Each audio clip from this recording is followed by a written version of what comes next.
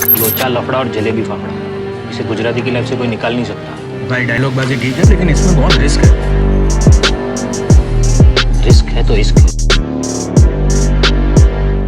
वो व्यक्ति जिसे शेयर मार्केट का बादशाह कहा जाता था, वो जिसे शेयर पर हाथ रख देता था वो आसमान छूने लगता था। लोग उस पर भरोसा करते थे और उसकी देखा देखी शेयर खरीद कर मुनाफा कमाते थे। लेकिन ये बाद में पता चला कि ये बंदा तो बहुत बड़ा घोटालेबाज है। और वो जब घोटाला करते हुए पकड़ा गया तो उसने सीधे सीधे तत्कालीन प्रधानमंत्री पर रुपए लेने का आरोप लगा दिया। उस समय की तत्कालीन सरकार ने उसके इस आरोप का खंडन किया, लेकिन पीएम के पद पर बैठे व्यक्ति पर इतना बड़ा आरोप लगने के बाद भी प्रधानमंत्री की तरफ से उस आदमी पर भी कोई केस नहीं किया गया। बात आई गई हो गई। लेकिन आखिर क्या था ये बड़ा घोटाला और कैसे ये बंदा दलाल स्ट्रीट के शेयर को ऊंचाइयों पर पहुंचा देता था? हमारे इस वीडियो में आखिर तक बने रहिएगा। हम लेकर आए हैं हर्षद मेहता के घोटाले की पूरी कहानी।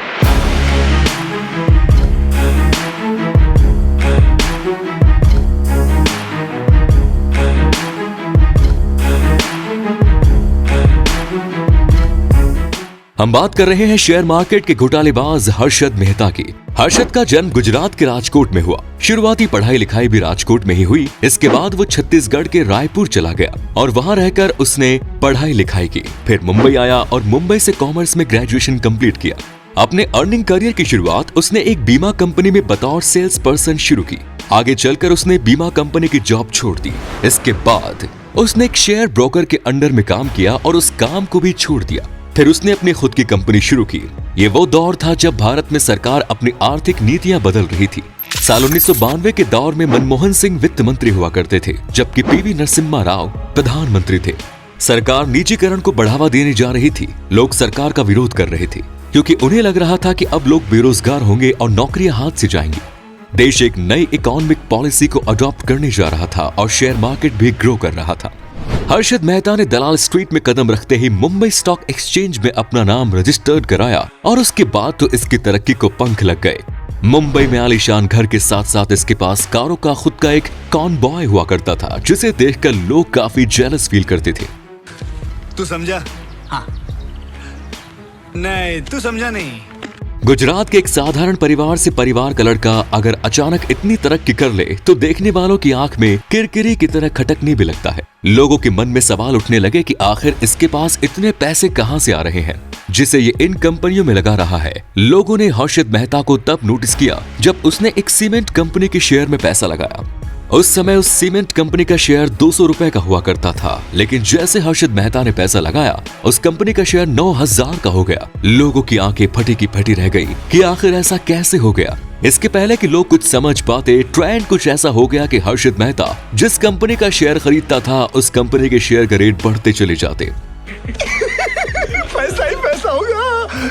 इसके बाद तो हर्षद मेहता की देखा देखी दूसरे शेयर कारोबारी भी उसके पीछे उसी कंपनी के शेयर खरीदने लगे जिस कंपनी के शेयर हर्षद मेहता खरीदता था। कुल मिलाकर जबरदस्त कमाई हो रही थी। कंपनियों के शेयर आसमान छू रहे थे और लोगों के बटुए में पैसा आ रहा था। आगे चलकर लोग तो हर्षद मेहता पर नजर रखने लगे कि वो किस कंपनी का शेयर खरीद रहा है, क्योंकि उन्हें उसी कंपनी का शेयर खरीदना होता था। जहां शेयर मार्केट में काम करने वाले लोग हर्षद मेहता को ब्लाइंड फॉलो कर रहे थे, वहीं कुछ लोग ऐसे भी थे जो हर्षद मेहता की सक्सेस और उसकी वर्किंग प्रोसेस के सीक्रेट्स खंगालने में लगे थे। इस बीच एक जर्नलिस्ट ने हर्षद मेहता की पोल खोल कर रख दी। हेलो? दरअसल हर्षद मेहता ने बैंकिंग सिस्टम का बेनिफिट उठाकर ये पैसा कमाया था। दरअसल होता यह था कि दो बैंकों के बीच अगर किसी एक बैंक को नकद की जरूरत पड़ती थी तो वो दूसरे बैंक से उधार ले लिया करता था और ये उधार 15 दिन के लिए मिला करता था। इसके बदले में दूसरा बैंक उतने ही पैसे का एक बॉन्ड पैसा देने वाले बैंक को दिया करता था। लेकिन एक्चुअल में इसका सिस्टम ये था कि पैसों का लेन देन तो होता था, लेकिन बैंक के बॉन्ड उसके पास ही रहते थे और एक पर्चे में उधार ली जाने वाली रकम लिख करके दे दी जाती थी। कुल मिलाकर पैसों के बदले बॉन्ड रखने के बजाय पर्चे का चलन हो गया और ये लेन देन बैंकों के बीच आपस में कुछ ज्यादा ही कैजुअल हो गया। और इस बात की जानकारी हर्षद मेहता को लग गई थी तो सबसे पहले उसने दो छोटे बैंकों को चुना और उनके अधिकारियों से बेहतर रिलेशन बनाकर 15 दिन के लिए पैसे लेने लगा। वो 15 दिन के लिए पैसे लेता, शेयर मार्केट में लगाता और बाकायदा 15 दिन का इंटरेस्ट देकर वो पैसा बैंकों को वापस करता था। काम करते करते उसने बैंकों का एक भरोसा उसने जीत लिया। इसके बाद उसने यही काम SBI बैंक के साथ भी किया। बैंकों के अधिकारियों को भी लगा इसमें कोई बुराई नहीं है। वो 15 दिन के लिए पैसे लेता और समय पर ब्याज समेत सारा पैसा लौटा भी देता था। लेकिन कानूनी तौर पर ये इल्लीगल है। बैंक किसी को भी 15 दिन के लिए लोन नहीं देते हैं। खासतौर से एक आम इंसान को तो 15 दिन के लिए तो लोन बिल्कुल नहीं मिलता। लेकिन हर्षद मेहता बैंक से लोन लेकर जिस कंपनी के शेयर खरीदता था उसके शेयर के भाव बढ़ जाते थे और हर्षद मेहता इसका फायदा उठाता था। दरअसल उस समय भारत में आर्थिक सुधार का दौर चल रहा था। सरकार अपनी नीतियां बदल रही थी, जिसके चलते कंपनियों के शेयर भी आसमान की ऊंचाइयां छू रहे थे और हर्षद मेहता इस बदलाव का जबरदस्त फायदा उठा रहा था। सीमेंट फैक्ट्री के 200 रुपए के शेयर जब 9000 में बिके तो हर्षद मेहता को एक शेयर पर 8800 रुपए का फायदा हुआ। इसी तरीके से दूसरे भी कंपनियों के शेयर जब ऊंचाइयां छूने लगे तो इसका फायदा भी हर्षद मेहता को हुआ। अब वो कॉलम लिखने लगा, दूसरों को भी शेयर मार्केट में पैसा लगाने के लिए एडवाइस देने लगा। अब क्योंकि वो खुद सफलता की सीढ़ियां चढ़ रहा था, इसलिए उसके पीछे भी सीढ़ियां चढ़ने वालों की लाइन लग गई। लोग हर्षद मेहता पर ब्लाइंड फेथ करने लगे। लेकिन एक जर्नलिस्ट के दिमाग में जब ये बात आई कि आखिर ये शेयर मार्केट में लगाने के लिए पैसा लाता कहां से है, तो उसने खोज में शुरू की और अपने इन्वेस्टिगेशन में उसने बैंक की कहानी पता कर ली कि ये इलीगल तरीके से बैंकों से 15 दिन के लिए लोन लेता है, फिर उसे शेयर मार्केट में लगाता है। हालांकि विंटर सारा पैसा लौटा देता है, लेकिन ये तो है गैर कानूनी। हर्षद मेहता बेरोक टोक लंबे समय तक इस काम को करता रहा और इस काम के जरिए उसने अकूत दौलत इकट्ठा की। यहाँ तक कि वो चुनाव में नेताओं को चंदा भी देने लगा। उसका रुतबा रसूख दिनों दिन बढ़ता चला गया। लेकिन कहते हैं ना कि चढ़ता हुआ सूरज भी एक दिन में ढल जाता है। कुछ ऐसा ही हर्षद मेहता के साथ हुआ। जब शेयर मार्केट में गिरावट शुरू हुई तो जिस शेयर के भाव बढ़ने की वो गारंटी दिया करता था, वो औंधे मुंह गिरने लगा। शेयर के भाव गिरने से सबसे पहला नुकसान उन बैंकों को हुआ जो हर्षद मेहता पर भरोसा करके उसे लोन दिया करते थे। लेकिन जब वो मुनाफा बड़ा होने लगा तो लोन का अमाउंट भी बड़ा होने लगा। उसने SBI बैंक को ही 600 करोड़ रुपए का चूना लगा दिया, जो उसने उसे समय पर नहीं लौटाया। इसके बाद बैंक के अधिकारियों को भी हाथ पांव फूल गए, क्योंकि उनके पास भी कस्टमर का पैसा केवल 15 दिन के लिए ही रोटेट किया जा सकता था। अब समय ज्यादा होने लगा तो भेद भी खुलने लगा। इसके अलावा एक और जर्नलिस्ट इस मामले में लग गई और उसने इस मामले को इन्वेस्टिगेट करके इसकी एक प्रॉपर रिपोर्ट छाप दी। इस रिपोर्ट के पब्लिश होते ही हंगामा मच गया। इस मामले पर बाकायदा एक पार्लियामेंट्री कमेटी बैठी और आगे चलकर ये मामला CBI को दे दिया गया।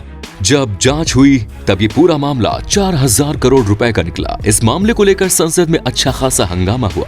जब तक शेयर मार्केट में फायदा होता रहा, बैंक भी मुनाफा काटते रहे। लेकिन जब शेयर मार्केट लुढ़का तो बैंकों का पैसा भी डूब गया। अब हर्षद मेहता से पैसों के लिए बैंक वाले भी तगादा करने लगे। हर्षद मेहता ने दलाल स्ट्रीट में जो घोटाला किया वो उस दौर में 4000 करोड़ का घोटाला था। जब उसका ये स्कैम सामने आया तो उसने एक प्रेस कॉन्फ्रेंस ऑर्गेनाइज की और उस प्रेस कॉन्फ्रेंस में बताया कि उसने आंध्र प्रदेश चुनाव के दौरान प्रधानमंत्री PV नरसिम्हा राव को पूरे 1 करोड़ रुपए दिए हैं। उसने 67 लाख रुपए एक बार में और 35 लाख रुपए दूसरी किस्त में दूसरे दिन दिए। उस समय देश में कांग्रेस की सरकार थी। कांग्रेस ने इस बात का विरोध किया और हर्षद मेहता के आरोप का खंडन भी किया। लेकिन मजे की बात यह है कि यदि आरोप झूठा था तो कांग्रेस या प्रधानमंत्री ने इस व्यक्ति पर किसी तरह का कोई केस क्यों नहीं किया और ना ही उसके इस बयान के आधार पर इस मामले में कोई आगे कार्रवाई हुई। हालांकि इस बात का कोई सबूत भी नहीं मिला था कि प्रधानमंत्री PV नरसिम्हा राव ने हर्षद मेहता से पैसे लिए। ये बात भी सामने आई कि हजारों लोगों के पैसे शेयर मार्केट में हर्षद मेहता की वजह से डूब गए, क्योंकि जिन शेयर में हर्षद मेहता ने पैसे लगाए थे उसकी देखा देखी वो लोग भी उसी शेयर में पैसा लगाया करते थे। शुरू में तो उन्होंने काफी मुनाफा कमाया, लेकिन जब घाटा हुआ तो समझ लीजिए कि सभी को जोर का झटका बहुत धीरे से लगा। हर्षद मेहता का ये स्कैम उस वक्त लंबे समय तक मीडिया की सुर्खियां बना रहा। तो आपको ये वीडियो कैसा लगा हमें कमेंट बॉक्स में जरूर बताइए। मिलेंगे नए वीडियो में, तब तक के लिए जय हिंद, जय भारत, वंदे मातरम। देखो मैं सिगरेट नहीं पीता और जेब में लाइटर जरूर रखता हूं, धमाका करने के लिए।